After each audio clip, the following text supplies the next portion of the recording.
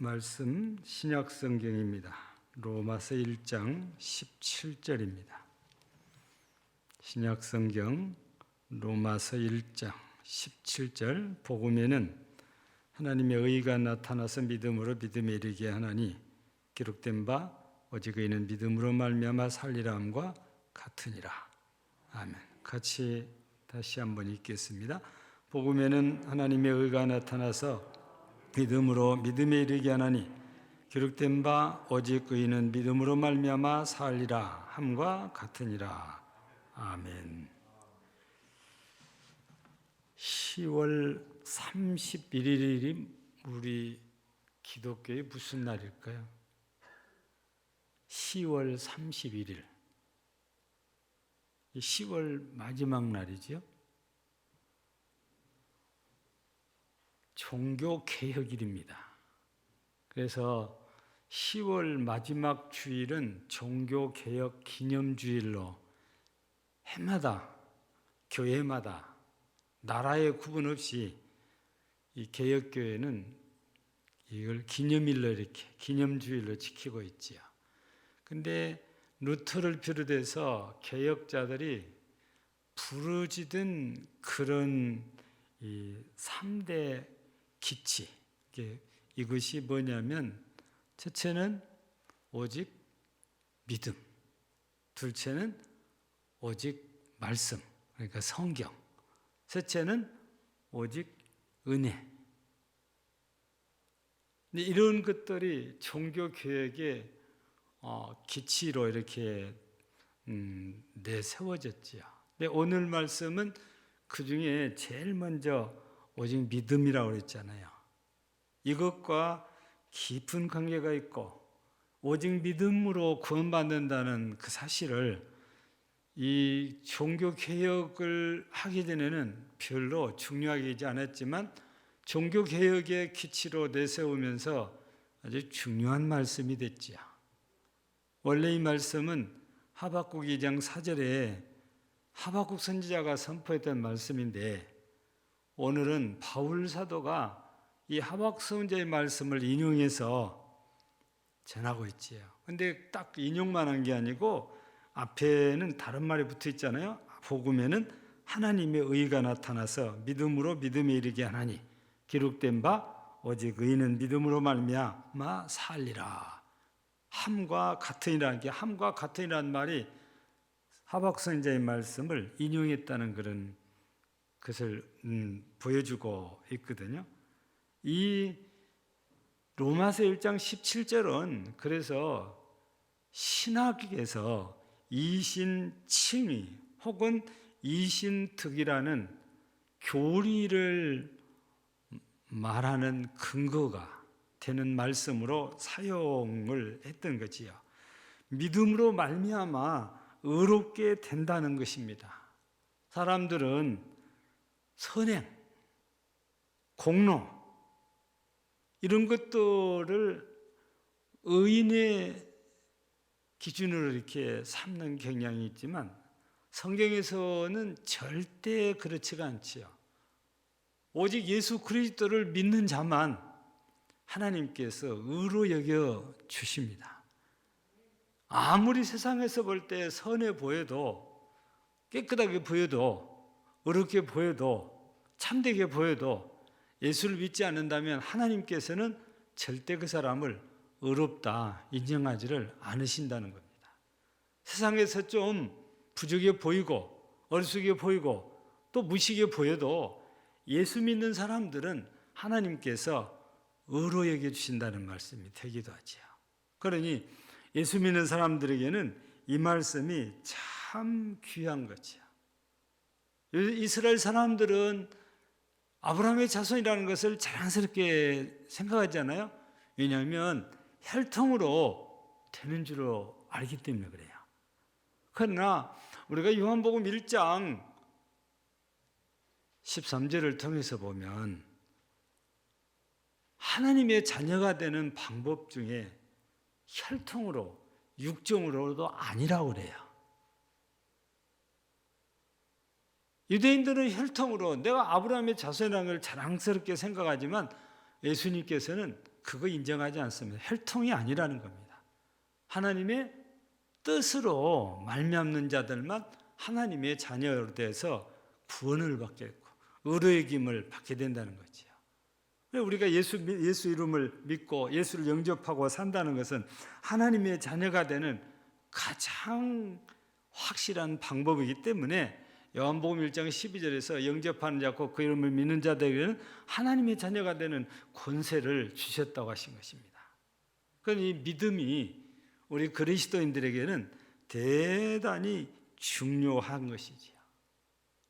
오늘 말씀을 우리가 두 가지로 이렇게 나누어서 살펴보면 그래요. 첫 번째는 복음에는 하나님의 의가 나타나서 이렇게 됐잖아요. 이 말씀을 보다 쉽게 막 바꾸면 하나님께서 믿는 자를 의롭게 하신다. 이런 의미를 이렇게 표현을 해 놓은 거거든요. 근데 하나님께서 우리를 의롭게 하시는 이유가 그 이면에 우리가 다 죄인이라는 것이 들어있잖아요. 죄인이 아닌데 우리를 다 의롭게 할 필요는 없어요. 그러니까 의롭게 하신다는 말씀 속에는 우리가 죄인이다. 이것이 암시되어져 있는 것입니다. 물론 우리가 세상에서 인간의 시각으로 이 세속적인 방법으로 보면 사람들이 다 나쁜 사람이냐? 그렇지는 않습니다. 선한 사람도 있잖아요. 우리가 볼 때 참 저 사람 좋은 사람이다. 그렇게 말할 수도 있는 사람들이 뭐 없는 게 아니고 있지요. 근데 이거는 세상적인 기준이고 세상적인 시각이고 인간적인 눈 표준으로 볼 때에 그러한 것이지 하나님의 시각으로 보면 다르지요. 예. 우리가 이런 말 쓸 때 있지요. 도토리 키재기라고. 거기서 거기라고. 고만고만하다고. 하나님께서 우리들을 보실 때는 우리끼리는 뭐 누가 좀 더 나았네 어쩌네 그래도 하나님이 보실 때는 다 거기서 거기라는 겁니다. 도토리 키재기라고. 다 고만고만하다고 그래요. 우리가 볼 때는 엄청난 차이는 안 같은데 하나님께서 보실 때는 절대 그런 시각으로 보시는 것이 아닙니다. 여러분, 우리가 혹간에 그런 말 들을 수 있잖아요. 저 사람 어려운 사람이라고. 참 좋은 사람이라고. 그래서 거기다가 어떤 말을 갖다 붙이냐. 저 사람은 법 없이도 살 사람이라고. 그만큼 선하게 산다는 겁니다. 의롭게 산다는 거예요. 사람들끼리는 그런 사람이 있을 수도 있고 보여지기도 할 수 있지만 하나님께서 의롭다고 해주실 때에는 절대 우리 기준에서 그런 게 아니단 말이에요. 이거를 우리가 조금 과도한 이런 비교가 될지는 모르겠지만 우리 이런 말 하잖아요. 교회 가면 죄인이 많고 교도소 가면 의인이 많다고. 근데 그건 다 자기들 얘기잖아요. 우리는 하나님 앞에 죄인이라고 고백하니까 교회 가면 죄인이 많다고 하지만 교도소 안은 자기 죄 지었다는 사람이 별로 없단 말이에요.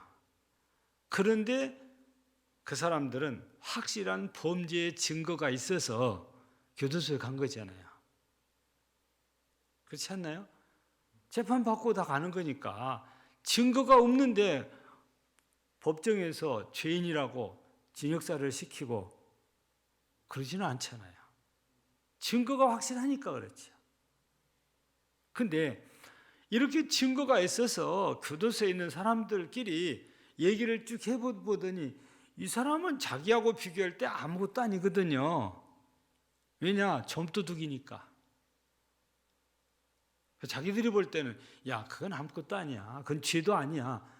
그렇게 판단을 하고 교도소를 소장에게 찾아서 이 사람은 진짜 깨끗한 사람이니까 내보내야 됩니다. 그게 맞는 건가요? 여러분, 죄인이 죄인을 의롭다고 할 그런 권리, 그런 권한이 없는 겁니다. 그 판단, 결정할 권리가 없어요. 요즘은 세상이 좋아져 가지고 현장에서 잡힌 범죄자도 인권이라는 거 있다고 그래서 얼굴 가려주고 수갑 챙긴 거 가려주고 그러잖아요. 예. 어린 애들이 이렇게 나쁜 짓 하면 이렇게 잡혀가는구나 그래야 되는데 그런 인식을 전혀 갖지 못하도록 전부 다 인권을 내세워가지고 배려를 해줍니다. 그러니까 나쁜 짓을 해도 잡혀간다는 인식이 별로 없어요. 여러분, 우리도 하나님 앞에서 죄인인데 죄인된 우리가 누구를 의롭다고 누구를 선하다고 판단을 할 수 있냐? 그런 판단할 권한도 없고 판단력도 없는 것입니다. 우리가 해야 될 일은 하나님의 심판을 기다리는 그밖에 없어요. 하나님께서 어떻게 판단을 하셔서 내게 벌을 내릴지 내게 상을 내릴지 우리는 하나님의 판단만 기다리고 있는 겁니다. 그게 우리들인 거예요. 그러니까 우리는 세상 사람들의 시각과는 달리 하나님의 시각으로 보면 모두가 죄인이라는 거잖아요. 그래서 아직 우리가 거기까지 안 갔지만 이 로마서 3장에 가서 보면 우리 모두가 죄인이다. 이 말을 3장 10절에서는 의인이 없다 이렇게 표현을 하고 3장 23절에는 모든 사람이 죄를 범하였음에 하나님의 영광에 이르지 못한다 이렇게 표현했잖아요. 이게 3장 10절에서는 우회적으로 이렇게 많은 거고 말씀하신 거고 23절에서는 일집적 모든 사람이 죄를 범하였음에 그래서 모두가 죄인이다 이거를 아예 그냥 대놓고 말씀을 하신 거잖아요. 그래서 우리는 하나님 앞에서 모두가 죄인이라는 겁니다. 또 우리가 잘 아는 말씀 가운데 구약성경의 잠언 16장에 보면은 사람이 자기 행위가 깨끗하다 해도 여호와께서는 심령을 감찰하신다고 그래요. 그러니까 사람들끼리는 당신 같으면은 의인이야. 당신 같이 선한 사람은 없어. 그래도 하나님께서는 우리의 심령, 마음 이걸 감찰하신다는데 그러니까 아무리 겉으로 깨끗한 것처럼 보여도 어려운 것처럼 보이고 선한 것처럼 보인다고 해서 악한 생각을 안 하냐? 다 한다고 말입니다. 여러분 생각만 해도 그것이 죄가 되잖아요. 그래서 우리 예수님께서 십계명 가운데 살인하지 말라 이거를 풀어줄 때 생각에 저 사람을 미워만 해도 자기 마음에서 저 사람을 죽였다는 거예요. 그래서 살인하지 말라는 이 계명을 범하게 된다는 겁니다. 미워하는 것이 겉으로 안 드러내도 내 속으로만 해도 하나님께서는 그걸 전부 다 알고 계시는 거잖아요. 근데 우리는 상대방을 잘 모르니까 그 사람 이거 세상에 이런 사람이 없다고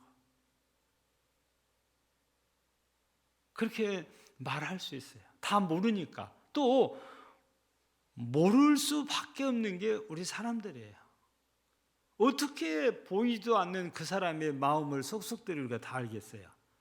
모르지요. 그러나 하나님은 우리 심령을 감찰하시고 우리 마음 중심을 보신다고 그랬으니까 우리 생각을 또 다 아신다고 그랬으니까 그걸 우리가 사람들 앞에는 감추어도 하나님께는 감출 수가 없지요. 그래서 하나님이 보실 때는 다 거기서 거기다 그렇게 보는 것이 맞다고 말이지요. 그런데 이러한 죄인들에게 하나님의 의가 나타났다는 것은 바로 하나님께서 이런 죄인이라 할지라도 예수를 믿기만 하면 의롭다 그렇게 인정해 주신다는 것이 바로 하나님의 복음에는 하나님의 의가 나타나서 믿음에 이르게 하나니 이 말씀인 거죠. 두 번째 말씀은 뭡니까? 기록된 바 오직 의인은 믿음으로 말미암아 살리라 함과 같으니라 하는데 믿음으로만 살 수 있다. 또 풀어서 말씀을 드리면 믿음으로만 살 수 있다는 것은 믿음으로만 영생을 얻을 수 있다 그 말입니다. 여기서 오직 의인은 믿음으로 말미암아 살리라 했을 때 살리라는 말은 그냥 우리 육신의 삶을 이렇게 말씀하신 것이 아니고 영생을 말하는 거예요. 우리가 영생을 얻는 방법은 오직 예수를 믿는 그 방법 외에 다른 방법이 없다는 거죠. 우리가 그래서 잘 알고 있는 대로 사도행전 4장 12절에서 그랬잖아요. 하나님께서 이 세상에 예수 그리스도의 이름 외에 구원받을 만한 이름을 주신 적이 없다고 그래요. 예. 오직 예수 그리스도를 믿는 자만 하나님께서 인정을 해주시면, 그래 너는 내 아들을 믿었으니까, 내 아들이 내 죄를 대신 지고 십자가에 죽었으니까 너를 의롭다고 해주마, 이렇게 우리를 의로 여겨주시는 거거든요. 근데 우리가 실제적으로 이 땅에 육신을 갖고 살다 보니까 사람이 먹고 사는 것처럼 또 중요한 게 없잖아요. 그래서 우리는 영적인 것보다도 육적인 이 먹고 사는 문제에 훨씬 더 많은 시간을 투자하고 그게 중요하다고 얘기를 합니다.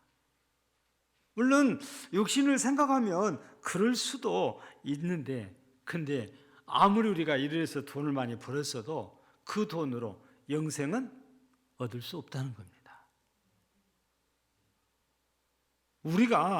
그래서 우리가 신명기에서도 또 마태복음에서도 우리에게 전해주는 말씀이, 사람이 뭘로만 살 수 없다?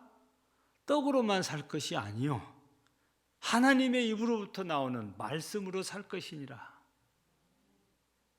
우리는 육신에 먹고 사는 문제가 그렇게 중요해요. 근데 그것 가지고 다 사는 게 아니다. 하나님의 입에서 나오는 말씀으로 살아야 된다. 그 말은 그렇게 우리가 애지중지하는 것은 육신의 삶이고, 하나님께서 우리에게 주시려 한 것은 영원한 삶인데, 이 영원한 삶은 그 먹고 마시는 것으로 되는 것이 아니다 말이죠. 하나님의 말씀으로 되는 거지요. 근데 우리가 이 땅에서 육신의 삶은 진짜 길다면 길지만 영원한 삶에 비하면은 육신의 삶이 100년을 산다 해도 점 하나밖에 안 된다는 거예요. 근데 그 엄청난 삶을 포기하고 이 보일랑 말랑하는 점 하나 찍는 그 일에 목숨을 거는 게 어쩌면 우리들의 모습이거든요. 여러분들이 한번 뒤집어서 한번 생각해 보세요. 영혼의 그 영생의 가치가 훨씬 더 중요한 거잖아요. 근데 잠깐의 삶을 편안하게 부유하게 살기 위해서 영원한 삶을 포기하는 것이 지혜로운 건지, 아니면은 영원한 삶을 얻기 위해서 육신의 삶을 잠깐인데 이거를 내가 힘들어도 고생스러워도 가난해도 내가 영혼의 가치를 두고 여기에 내가 충성을 하고 살아야 옳은 것인지, 우리는 다시 한번 이렇게 생각해 볼 필요가 있는 거거든요. 영생은 우리가 서로 선하다고 해서 주어진 것도 아니고, 서로 어렵다고 해서 주어진 것도 아니고, 돈을 많이 헌금한다고 해서 무조건 영생이 주어지는 것도 아니에요. 여러분, 종교 개혁을 하게 된 이유 가운데 하나, 이거 돈 문제였거든요.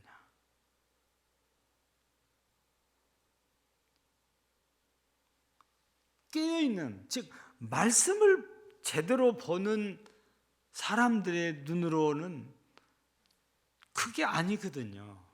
근데 그때 당시에는 돈만 많이 쓰면 죽은 사람도 천국으로 보낼 수 있는 게, 우리가 지금 카톨릭이라고 하는 그때 당시의 기독교이잖아요. 예. 지금도 가톨릭에서는 연옥설을 정당한 것으로 가르칩니다. 여러분, 구원은 하나님의 주권하에 있는 것인데 이미 이 땅에서 죽어서 없어요. 근데 그 죽은 사람을 위해서 헌금을 많이 하면, 논을 바치고 집을 바치고 땅을 바치면 천국으로 보내진다는데, 이거는 성경에 입도 없는 거를 꺼내가지고 교리를 만들어서 내놓은 것은 무엇 때문에 그런 것 같아요? 신도들에게 헌금해라, 그거잖아요. 근데 이게 그렇게 배우다 보니까 가톨릭 신도들은 그게 믿어지나 봐요. 그래서 죽어버린 분을 위해서 헌금을 참 잘해요. 재산도 잘 바치고. 진짜인지 모르겠지만 저희가 이 자리를 잡기 위해서 이리 왔는데 정교부지를 찾으니까 정교부지라는 게 요 밑에 있는 성당 자리 딱 하나 있고 없어요. 그 어떻게 해서 저기 가톨릭은 저기다 정교부지를 얻었다냐? 이렇게 이제 뭐 이리저리 물어봤어요. 왜냐하면 전에 얘기한 것처럼 이 금당 1지구 그 분양 책임자가 저희 초등학교 2년 선배가 책임자로 이거 와 있었다니까요. 그래서 그분 도움으로 우리가 이 땅을 쉽게 살 수 있었어요. 서로 저 땅을 사가려고 그랬는데 이미 구두로 약속을 해놨기 때문에 이 선배가 감사받는 동안 일주일 동안 감사받으면서 아무도 이 땅을 못 팔게 한 거예요. 이미 저하고 약속을 해놓으니까. 그리고 감사 끝나고 와서 실제 계약을 했거든요. 그래서 내가 따졌거든. 왜 가톨릭은 정교부지를 주고 왜 우리 개혁교회는 정교부지를 안 준다냐고 그랬더니 그 얘기하더라고. 거기는 원래 밭이 있었대요. 그 가톨릭 앞으로. 여러분 가톨릭 천주교에서 모델라이가 밭을 사겠어요. 누군가 그냥 죽은 사람 이름이라도 바치면 천국 간다고 그러니까 갖다 바친 거 아니겠어요? 예. 우리 기독교와는 교리가 엄청나게 다른 부분들이 이렇게 있어요. 이것이 종교 개혁을 하게 된 이유 중에 하나예요. 그런 것이.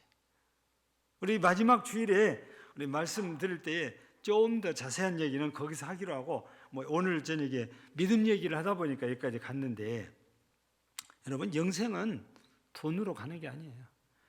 제가 종종 얘기하잖아요. 돈으로도 못 가요. 힘으로도 못 가요. 벼슬로도 못 가요. 지식으로도 못 가요. 마음 착해도 못 가요. 어여뻐도 못 가요. 그잖아요. 그게 주일학교 찬송이었잖아요. 믿음으로 가는 나라 하나님 나라라고. 거듭나야 가는 나라 하나님 나라라고. 수도 없이 옛날에는 주일학생들에게 이 찬송을 가르치고 많이도 부른 거예요. 돈으로 가는 게 아니다 그 말이에요. 그런데 사람들 가운데는 돈으로 간다고 착각을 이렇게 할 수도 있어요.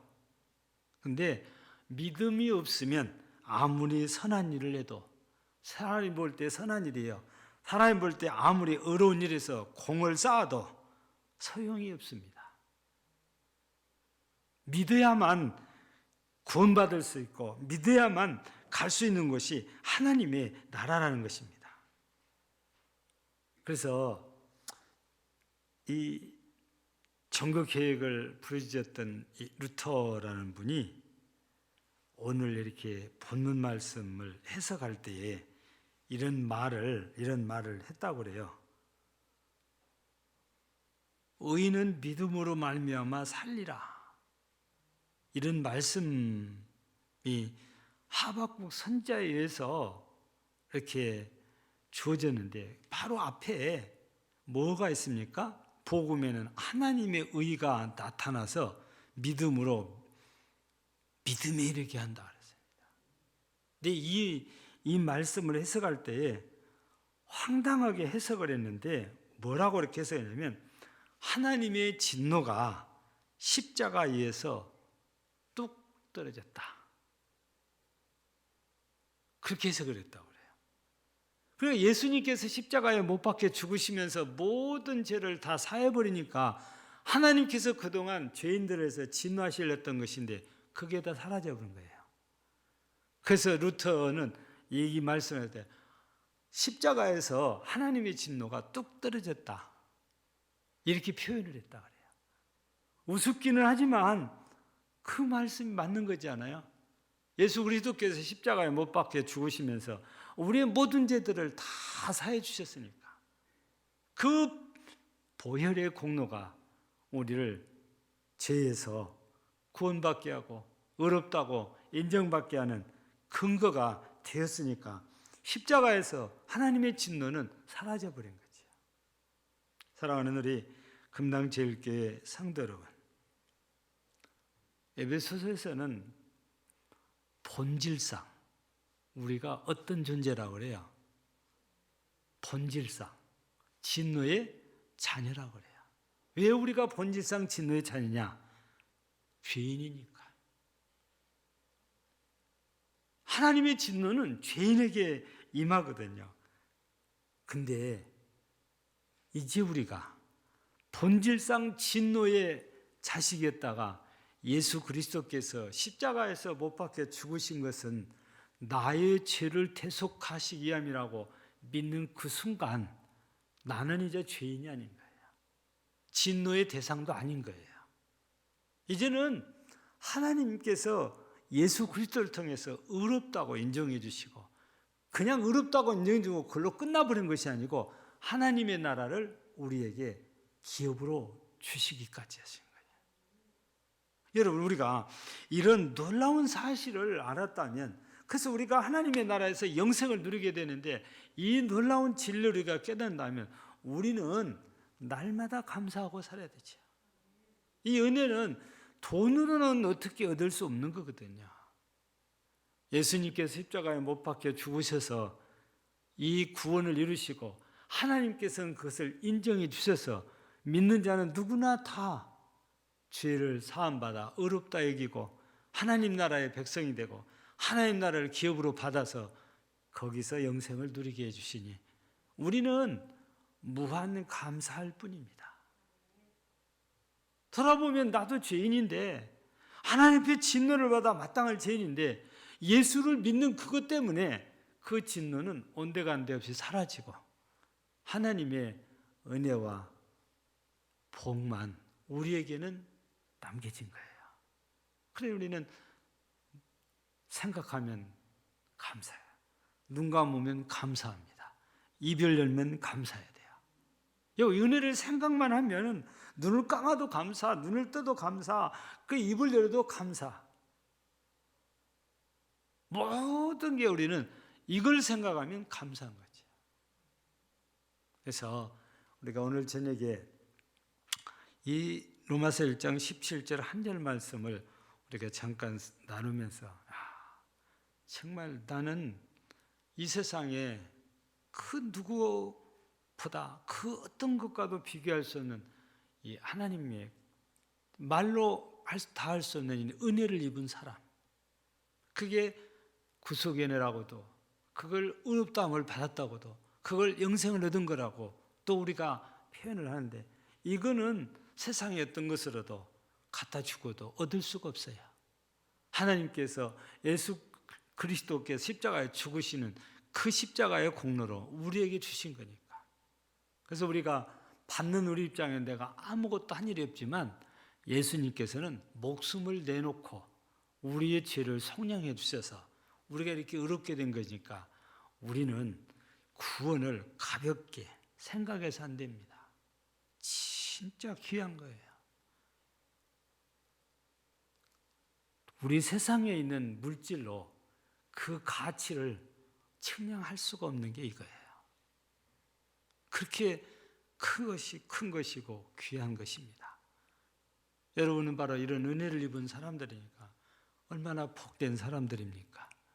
그래서 우리는 날마다 우리 하나님 앞에서 이 귀한 은혜를 입은 사람들로서 감사하고 감사하면서 주 앞에 충성하며 사는 귀한 성도들이 되어지기를 주의 이름으로 축복합니다. 하나님 우리 아버지 감사합니다. 의인은 믿음으로 말미암아 살리라 함과 같으니라고 하박국 선지자의 선포된 말씀을 다시 바울 사도를 통해서 인용하여 우리에게 말씀을 주셨습니다. 이 세상에 스스로 의롭다는 사람도, 스스로 깨끗한 사람도, 스스로 선하다는 사람도 많이 있습니다. 또 다른 사람들이 선하다고 의롭다고 정말 훌륭하다고 말하는 사람들도 있습니다. 그러나 진짜 자기 자신을 아는 사람들은 절대 자기를 의로운 자라, 선한 자라, 온전한 자라 내세우지를 않습니다.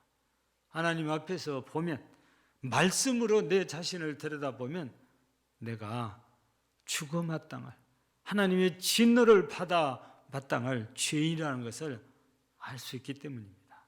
이런 죄인을 예수 그리스도께서 십자가에 못 박혀 죽으심으로 피 흘려서 내 죄를 다 사하시고 이제 나를 의롭다고 허락해 주시니, 인정해 주시니 참으로 감사합니다. 이 귀한 은혜를 입은 사랑하는 우리 모든 성도들, 날마다 하나님 앞에 감사에 감사를 하며 살아가는 복된 성도들 되게 하시고, 이 은혜를 생각하며 충성하고 헌신하고 섬기며 사는 복된 성도들이 되게 하옵소서. 이 시간도 우리 하나님께서 우리에게 기도하게 하셨사오니 우리 모두가 깨어서 기도하게 하시고 우리의 기도를 들어 응답해 주시기를 간절히 기도합니다. 예수님 이름으로 기도하옵나이다.